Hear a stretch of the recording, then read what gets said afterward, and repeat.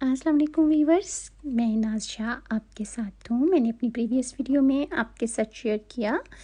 کہ حضرت سلیمان علیہ السلام نے جب اپنا دربار لگایا، اس میں انسان، جنات، چرند پرند، درندے اور ہر مخلوق شامل تھی۔ لیکن جب آپ نے تفتیش کی تو پتہ چلا کہ ہدہد آپ کے درباریوں میں سے غائب ہے، تو آپ نے فرمایا کہ ہدہد کو حاضر کیا جائے۔ اور تو آپ کو پتہ چلا کہ ہدہد جو ہے وہ کسی ملکہ سبا کی طرف گیا اور اس نے آ کر بتایا کہ وہ سورج کی پجاری ہے اور وہ مسلمان نہیں ہے۔ پھر حضرت سلیمان نے ہدہد کے ہاتھوں ایک خط جو تھا وہ ملکہ سبا کی طرف پھینکا، اور اس کو پڑھنے کے بعد ملکہ سبا بلقیس جو تھی، اس نے درباریوں سے مشورہ کیا اور پھر اس نے اپنے قاصدوں کو حضرت سلیمان کے پاس بہت سے تحفے تحائف دے کر بھیجا، جس کو قبول کرنے سے حضرت سلیمان نے انکار کر دیا، کیونکہ انہوں نے فرمایا کہ جو میرے اللہ نے مجھے عطا فرمایا ہے وہ اس سے بہت زیادہ ہے، اور اس لیے میں اسے قبول نہیں کروں گا۔ تم اپنی ملکہ سے کہو کہ وہ ایمان لے کر اللہ پر ایمان لائے اور میرے سامنے حاضر ہو جائے، ورنہ میں اپنے لشکروں کے ساتھ آؤں گا اور سب کو تباہ و برباد کر ڈالوں گا۔ ملکہ بلقیس نے جب حضرت سلیمان علیہ السلام کی بارگاہ میں حاضری کی تیاری کی تو اس نے شہر سے نکلتے وقت اپنے تخت کو محفوظ کر دیا۔ اس کا تخت بہت بڑا تھا،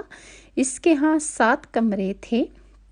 یعنی ملکہ بلقیس کے محل میں 7 کمرے تھے، ہر کمرے کے پیچھے ایک اور کمرہ تھا۔ اس نے 7ویں کمرے میں تخت کو بند کر دیا اور کمرے پر یعنی دروازے پر اس نے قفل لگا دیا، تالا لگایا، بلکہ 7 کمروں کو اس نے 7 تالے لگائے، اور اس کی حفاظت کے لیے اس نے ہر دروازے پر چوکیدار مقرر کر دیے، اور پھر اپنے خدام اور اپنے درباریوں کے ساتھ حضرت سلیمان علیہ السلام کی طرف روانہ ہو گئی، اور حضرت سلیمان علیہ السلام کی طرف پیغام بھیجا کہ میں آپ کی خدمت میں حاضر ہو رہی ہوں تاکہ آپ کے احکام کو سمجھوں، اور جس دین کی آپ مجھے دعوت دے رہے ہیں میں اس پر غور کرنا چاہتی ہوں۔ جب ملکہ بلقیس ملک سے 1 فرسخ یعنی 4.5 میل کے فاصلے پر دور تھیں تو حضرت سلیمان علیہ السلام نے اپنے اہل دربار سے کہا کہ اے سردارو، تم میں سے کون ایسا ہے کہ جو ملکہ بلقیس کا تخت جو ہے وہ میرے پاس اٹھا کر لے آئے؟ اس وقت ایک بہت بڑے جن نے کہا کہ میں آپ کے اٹھنے سے پہلے اس تخت کو آپ کے پاس حاضر کر دوں گا۔ اور ایک اور شخص کے جس کے پاس اللہ کے کلام میں سے علم تھا، اس نے کہا کہ آپ کی آنکھ چھپکنے سے پہلے میں اس تخت کو آپ کی خدمت میں حاضر کر دوں گا۔ یہ کہ جنہوں نے کہا کہ میں آنکھ چھپکنے سے پہلے تخت لے آؤں گا، ان کا نام آصف بن برخیہ تھا، اور حضرت سلیمان نے فرمایا کہ پھر حاضر کر دو اس تخت کو۔ تو آصف بن برخیہ نے اللہ کا کلام پڑھا اور وہ تخت جو تھا وہ زمین کے اندر چلتا ہوا کچھ ہی دیر میں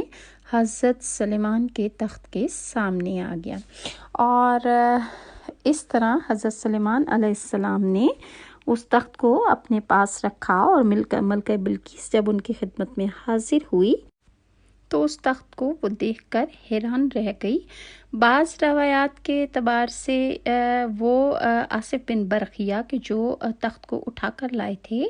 وہ حضرت سلیمان کے خالہ زاد تھے، اور یہ واقعہ آصف بن برخیہ کی کرامات تھی۔ کہا جاتا ہے کہ اس تخت کی لمبائی جو تھی وہ 80 گز اور اس کی چوڑائی جو تھی وہ 40 گز اور اونچائی 30 گز تھی۔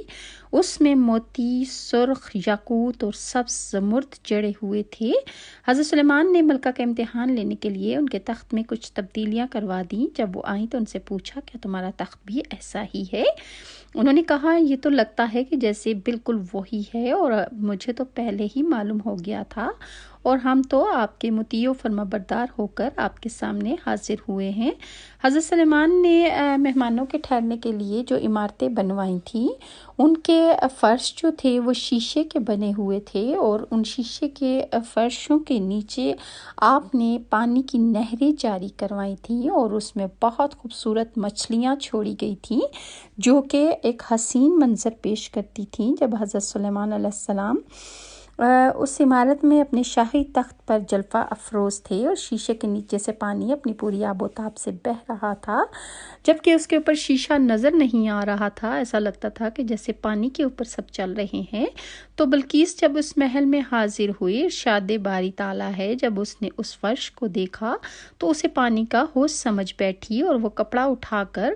وہاں چلنے لگی۔ تو سلیمان نے کہا کہ یہ ایسا محل ہے کہ جس کے نیچے بھی شیشے جڑے ہوئے ہیں۔ تو وہ پکار اٹھی کہ پروردگار، میں اپنے آپ پر ظلم کرتی رہی اور اب میں سلیمان کے ہاتھ پر رب العالمین پر ایمان لاتی ہوں۔ ملکہ سبا کے مسلمان ہونے کے بعد کیا ہوا؟ قرآن کریم میں ایسا ہے، حضرت اکرمہ سے روایت ہے کہ مسلمان ہونے کے بعد بلقیس حضرت سلیمان کے نکاح میں آ گئی تھیں اور آپ نے انہیں اس ملک واپس بھیج دیا تھا جہاں سے وہ آئی تھیں۔ حضرت سلیمان نے یمن میں ان کے لیے 3 محل تعمیر کرائے اور آپ وہاں تشریف لے جاتے اور وہاں پر بھی آپ قیام فرمایا کرتے تھے۔ مزید حضرت سلیمان علیہ السلام کو اس کے بعد اللہ کے گھر یعنی بیت المقدس کی تعمیر کا حکم جب ہوا، بیت المقدس کی تعمیر یوں تو حضرت سلیمان کے والد نے ابتدا کر دی تھی، لیکن وہ اس کی تکمیل نہ کر سکے اور اس سے پہلے ہی ان کی وفات ہو گئی تھی۔ تو حضرت سلیمان علیہ السلام نے جو تعمیر بیت المقدس کی رہ گئی تھی